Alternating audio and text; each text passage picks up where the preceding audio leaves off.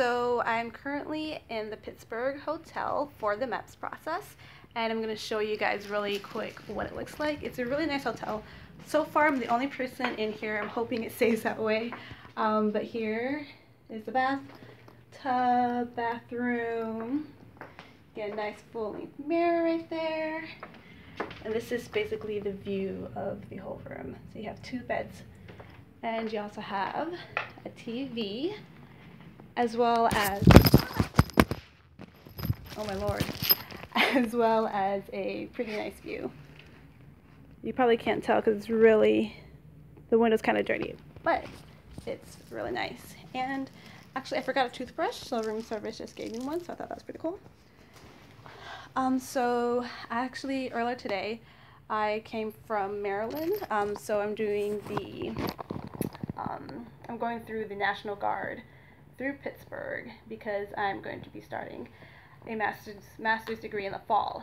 So in order for me to go through the MEPS process, I had to come to Pittsburgh. So I got on the Greyhound at 6:35 in the morning this morning, and arrived in Pittsburgh around 11:35. Met my recruiter. He was pretty cool, and we went out for lunch, and I met another recruiter as well. And then I went to go take my PICAT, and a PICAT is a test that's kind of like the ASVAB, but it's a very short version of it. I think it's about 45 minutes, like 30 minutes, 45 minutes, and basically it's like a summarized version of the ASVAB.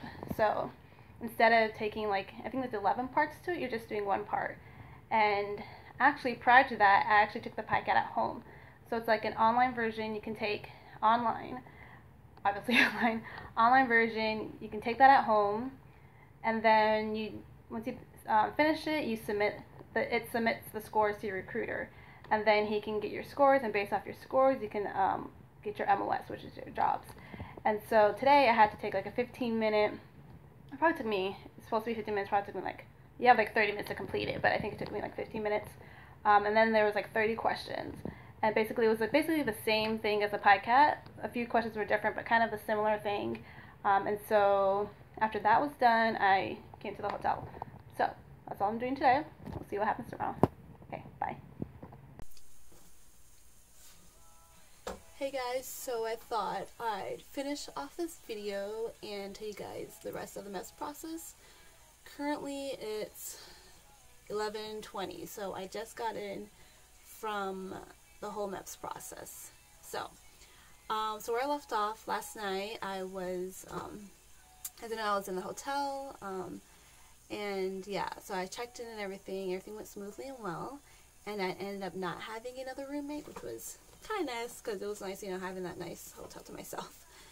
I'm not gonna lie, I did enjoy it. Took a full bath, I watched The Voice, I had a good sleep, everything was okay. And so once I checked in, settled in a little bit, went back downstairs, and you can meet, there's other recruits there, so you guys can mingle and socialize. And you also, when you check in, you get a dinner voucher. So this dinner voucher, you can go to the local restaurant in the hotel, and they have a separate menu for MEPS. This is what it was at the Pittsburgh location, at least. And so they have salad, they have a main meal, the entree, and then they have dessert.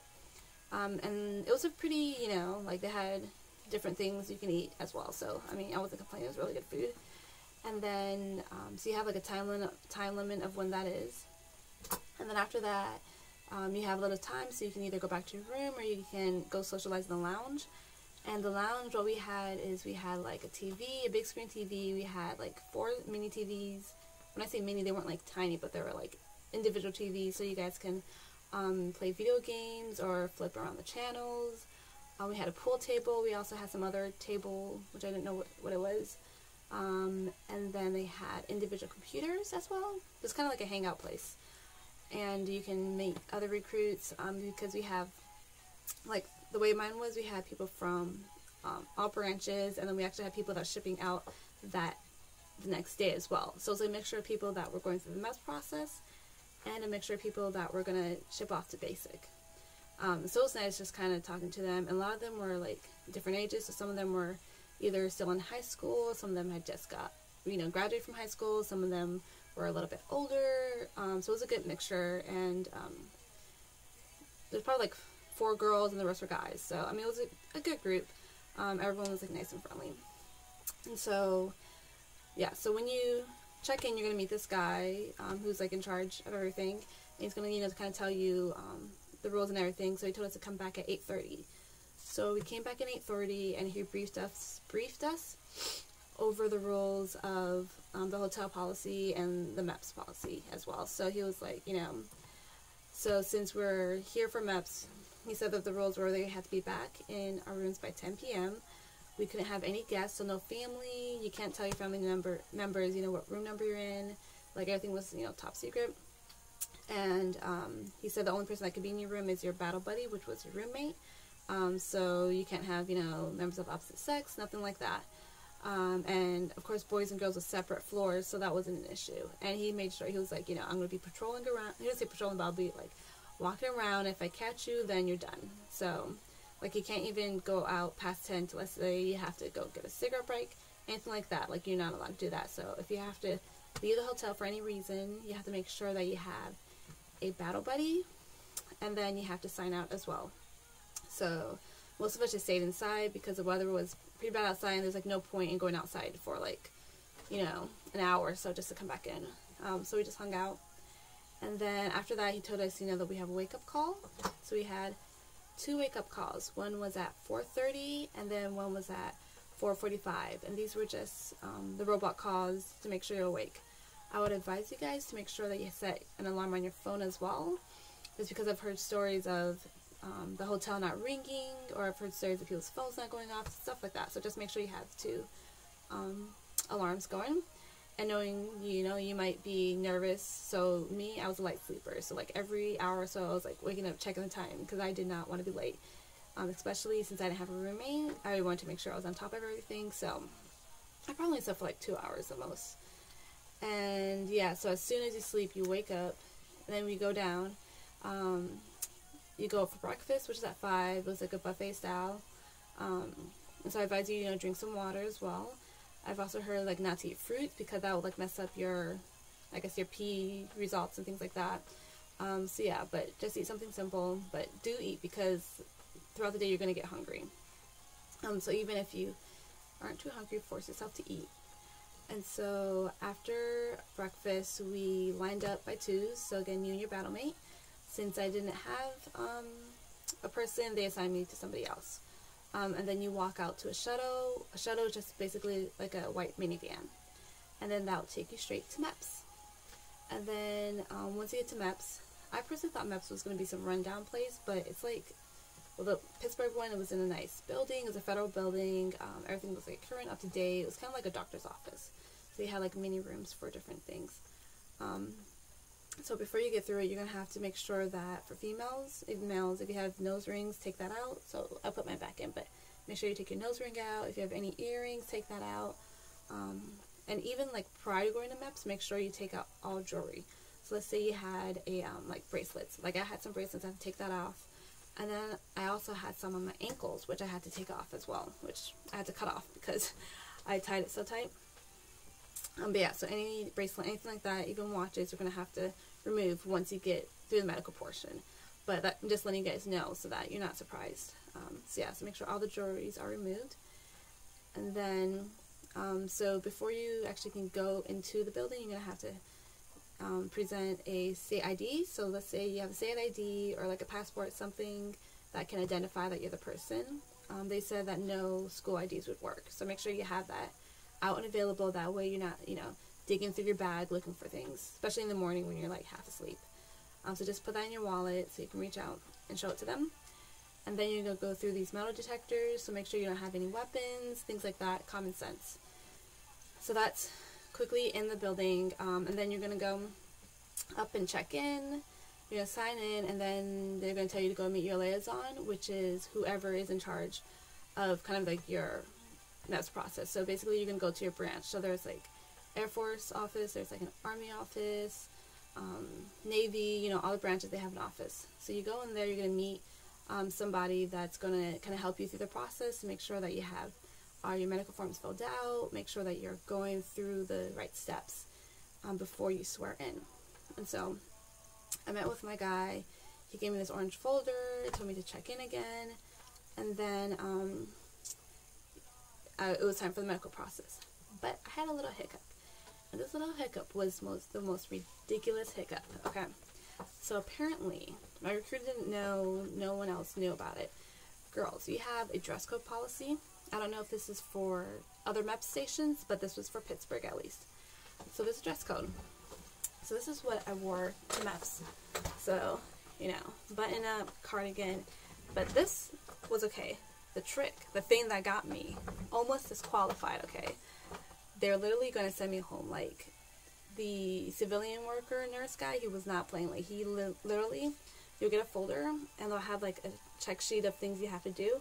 He tore it up and was, like, packing my stuff up, like, basically sending me home. And I was, like, told him, I was, like, you know, I came from Maryland, like, is there a way, like, I can go out and buy shorts or something? And he was, like, no, because you're going to miss, you know, the other things I had to do.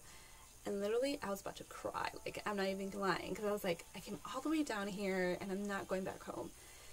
And so then he was, like, okay, like, you know, you're going to have to reschedule. And I was, like, no. I was, like, okay. So then I went, you know, talked to my National Guard guy, and he was, like, he was surprised too. Like, he's like, you know, like, okay, I'll show you what I'm wearing. But I wore leggings, which is like this. So they're like, you know, leggings with, like, I can't really pull it, but like combat boots. So, you know, females, we wear this, like, it's casual, but like appropriate attire. And like, it's, I don't know, a norm these days. And he was telling me, he's like, leggings for girls are like jeans for guys. So I wasn't wearing yoga pants, you know, it was like still, I think, I mean, this is like, I don't know, I thought it was appropriate, but apparently it's not. And the thing that got me was, like, and my recruiter, in order to, like, even go through the medical process, you have to strip down. So, you know, you're going to have to be naked, or you're going to have to be half naked, which is, like, your bra and underwear. So they're still going to see you inappropriately dressed, you know, like, they're still going to see your body parts. But, yeah, they would not, like, they absolutely would not let me go through, because I had leggings / tights. And they're not even the sheer kind, like, they're solid, you know, solid leggings you wear with, like, boots. So, you know, typical fall fashion for girls. I'm pretty sure every girl has worn this kind of style before. But they would not, yeah, so, yeah, they would not let me through. And it was actually me and this other girl that they wouldn't let through. And this other girl was like, you know, like, I have some pajamas I could wear, you know, so she was able to go through. But I didn't have any other pajamas, because I had, like, these other yoga pants that I wore for pajamas, so I was, like, screwed. And then, and this other boy, not the store, this other boy, he had some jeans on, and they were, like, ripped jeans, but they weren't, like, overly ripped. There was, like, those, you know how men jeans have those fashion ripped jeans? So they had, like, holes in them, and he had to, like, duct tape it. Like, they wouldn't let him go through either, unless he, like, literally got gray duct tape and covered each hole. So then the liaison guy was like, okay, sit tight, and, you know, I'm going to go find something for you. So literally he was, like, going to every recruiter and asking them if they had, you know, a pair of shorts, anything they had in their office, and no one had anything. And I can tell, like, I was, like, kind of, like, freaking out a little bit. And then he was, like, you know, starting to get, like, stressed out a little bit.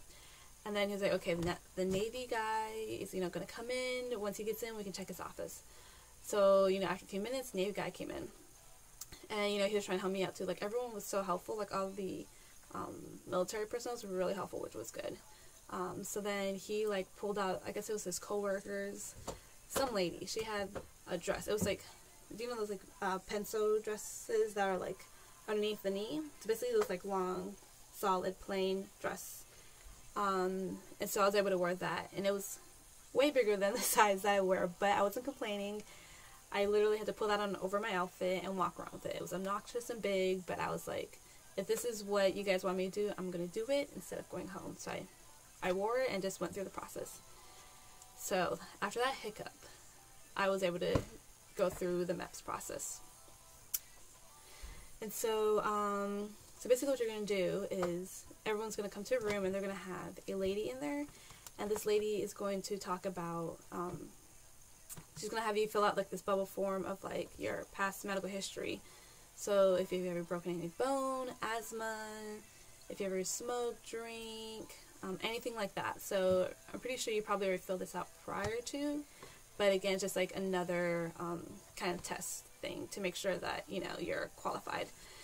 And so she's going to tell you, well, those are she for us, but the person's going to tell you, okay, this is what you're going to do, and they have a PowerPoint slide as well to follow with. Make sure that you are listening to what this person is saying, and that you don't go ahead and then that, you know, if she says do this, you do it. Because we had a few, like, she was, like, really strict about it, surprisingly, but, like, there's this one kid that, like, would go ahead, or this one kid would either be flipping the pages or not listening to what she was saying, and she would, like, call them out. Like, she called this one boy out, like, and had them go outside the room, and she talked to him privately, just because I guess it was, like, he wasn't listening, which, I mean, I didn't think it was a big deal, but for her it was a big deal. So yeah, so make sure that you're answering everything correctly. And another point, if you do yes for anything, don't explain why until the end, which she'll tell you, because, like, we had one kid that he circled yes and underneath it, but he wrote why, and then she saw it and she got mad because she was like, that was a kid that she pulled out, and I don't know what happened to him. Like, he's still processed and everything, but she talked to him for a good minute, and then he came back, and she told us that if you marked yes, that on another form you're going to have to explain why. So again, yeah, just make sure you're listening and following everything they say, because even though they're not in uniform, they still expect, you know, that same respect as well. And she had prior service, so. And then, so once you're done with that, that took a little bit, you're going to do like a breathalyzer to check if you've, you know, been drinking, anything like that. That was a breeze. Everyone passed it easily. And then once you're done with that, you're going to go to your medical portion. So I think it depends on, like, the amount of people that is processing. It depends on how long or short it's going to take for your MEPS, or for the medical portion. For me, it was just me and this other girl, and then they had maybe about 10 males processing, so it wasn't too bad. So basically you have, like, different stations, and they go through it pretty fast. So first you do your blood pressure, so they're going to check, you know, squeeze your arm, check it, see if it's okay. And then after that, we did, like, well, everyone was in different order, so you're, like, going for different stations, so you guys aren't all going to one group. You're, like, one's over here, one's over there, and you're, like, rotating. So the first one I did was hearing. So basically you're going to be putting these, like, little microphones, or what do you call it, headphone set in, and then you're going to be clicking a button. So you're going to hear these, like, noise. Some of it will be, like, a whining noise. It might be faint or loud, and whenever you hear it, you just click it. So it's simple, like, just really try to focus, because it's probably, like, 2 minutes or less. But at some points I felt like I was, like, hearing things when I wasn't hearing things. So, I mean, it's easy, but just make sure you're, like, concentrating, like, don't wander or off, because you're not going to be able to hear it. So yeah, just sit there and click. And yeah, that was easy. And then you're going to do an eye test. So if you wear contacts, make sure that the place that they provided, like, contact solution and lens cases. So, but I just brought it in just in case. So just make sure, I don't know, if you can put it in your pocket, like maybe your contact case, and put some solution in it in case they don't provide it for you. That way you can just go through it easily instead of going back and forth to your bag to get stuff. But yeah, so you're going to take your contacts out, and then you're going to look through those little eye things to check your eyes. And that was a simple test. And then you're going to check for, like, color blindness. So basically it was like a test with, like, these bubbles of different colors and numbers. You could probably look it up. There was a color test. That was, I mean, I passed it. So it wasn't too bad. And then you're going to go, yeah, so hearing, you're going to do eye and blood, and then you're going to go into the doctor portion. And so depending on, like, how many people they have, you might be sitting and waiting until one station opens up. So the doctor part, that was interesting. So to go through the doctor, I had a male doctor, so then I had, like, a female kind of like chaperone to make sure, you know, everything was okay, nothing was inappropriate. So they give you this sheet of paper that kind of tells you what is going to go on, so what the doctor is going to do, everything like that. That way you know what you're getting into. And so basically we had to go into this room. It's like basically a white room, and then me and this other girl, we had to strip down into a bra and underwear. Females, make sure you're wearing something that covers your butt cheeks, because if not, depending on the situation, they'll ask you to remove the ones you're wearing and put some of these obnoxious shorts on. So yeah, so make sure that everything's appropriate, so, like, you know, cover your butt cheeks. So what I wore was, like, those, what do you call those? It's like boxer briefs type things for females. I'm not sure. It's like spandex material. But yeah, so that worked. So wear that. And then you're going to be doing different kind of like hand movements, kind of different like stretches and things like that. And don't worry, because there's going to be a video. So you're going to be watching this video. It's outdated, but they'll tell you step by step what to do. So, and then they'll like pause it and make sure that you do it. So they'll check, the doctor will like be there, the male doctor, female doctor, whoever it is going to stand there and like check to make sure that you're either like moving your arms the right way, doing all these stretches. It's simple. There's going to be a video playing, so you don't stress about it. And then they're going to be making sure that you do it one by one, so that, you know, everyone's doing it the right way. It's simple, like nothing to worry about. And then you're going to do the duck walk. So the way we did it, we could practice. So we practiced it before the doctor came in, and then we did it when the doctor came. So it's pretty simple. If you don't know what it is, look it up. It's not that hard at all. I just practiced it like, so one night when I was here, and then I did it at MEPS, so it's a breeze. So yeah, so don't worry about the stretches. That is pretty easy to go through. And then you're going to, this is the female, obviously, because this is what I went through. You're going to strip naked, and then you're going to wear these, like, what do you call those? Like those robes that you wear at the doctor's office. And you're going to go into the room with the doctor, separate room, with the doctor and the chaperone, and then he's going to check, just check, make sure that you're healthy. So he's going to check your boobs, like he's going to touch your boobs, he's going to check, you know, check your heart, check your back, check your breathing, just simple, like, physicals if you had a physical for sports or camp, anything like that. And then the awkward part is you're going to be laying down, and then you're going to basically, if you had a pap smear, kind of the same process, but you're going to lift your legs up, and they have these, like, little clamps where you put your feet on. So you're going to sit back, lift your leg up. I'm going to show you like this. I don't really want to show you, but basically you're like that. Okay, your feet are up, and then you're going to open your feet, open your legs, and he's just going to be checking in real quick.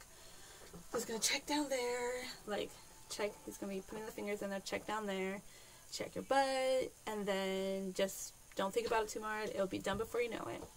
And then he's going to ask you to come back up, and then he's going to check a little bit more, and then you'll be done. And then if you have any tattoos, he's going to record that as well. So he's going to measure the tattoos wherever it's at. If you have any birthmarks like this, like even something like small as this, and they had birthmarks, different parts of our bodies, he measured it and took note of that. And then, again, he's going to ask you some other, like, medical history and things like that, and just kind of make sure that it's the same as what you've written down. And also, prior to that, I forgot to mention, you'll meet with, like, the doctor, the same doctor, and he's, again, going to go through your medical history with you. So this is prior to the medical process. So it's like the pre-screening to make sure that, you know, you're healthy, everything like that, and then he's going to check you. And then, also, you have a pee test. And so, females, you're going to have to pee in a cup. The lady, literally, super awkward, but just do it. So make sure you drink a lot of water. But basically, it's a toilet, right? The door is open. So imagine if this is you, okay? This is the toilet. And this is her. Literally, she's just standing right there watching you. So you got to pull down your shorts and pee. And, like, I did not make eye contact with her. And then you gotta pee, and then she'll tell you how much, you know, there's like a line, like she'll tell you like, oh, I need less, or oh, I need more. Like, that's what she told me. She was like, oh, I need a little bit more. She'll be like, oh, dump some out. So she like literally stood there and watched every move. And then, like, and the most awkward part was, like, because I drank a lot of water, and so I filled up the cup, but then I had to still pee, and she literally like stood there while I was finishing up my pee. And, you know, I cleaned up, and then I couldn't even wash my hands. Okay. So literally after that, you hold on to your pee until the doctors are ready. Like, I was like, can I wash my hands? She's like, no, if you wash your hands, you have to restart the process. And I was like, oh my gosh, this is ridiculous. So I literally had to hold the pee. And then they're going to check you, like, while you're there. Like, she's going to open this little countertop thing. And another doctor is going to check your pee. So they're going to check if you have, like, HIV. Not HIV, sorry. They're going to check your pregnancy test for females. So they'll pull out a pregnancy kit and do it right in front of you. So if you're pregnant, that's a no-no, obviously, but they're going to check it right in front of you. If you aren't pregnant, you know, everything's clear, you're good to go. And then, so then that part wasn't too bad. Just don't overthink it. And then you're going to do a blood test. So they're basically just going to draw some blood. I don't know if you can really, yeah. So that's where she pricked it. And so they draw some blood. Don't look at it if you are, if you don't handle blood well. And then after that, yeah, that's basically it for the medical portion.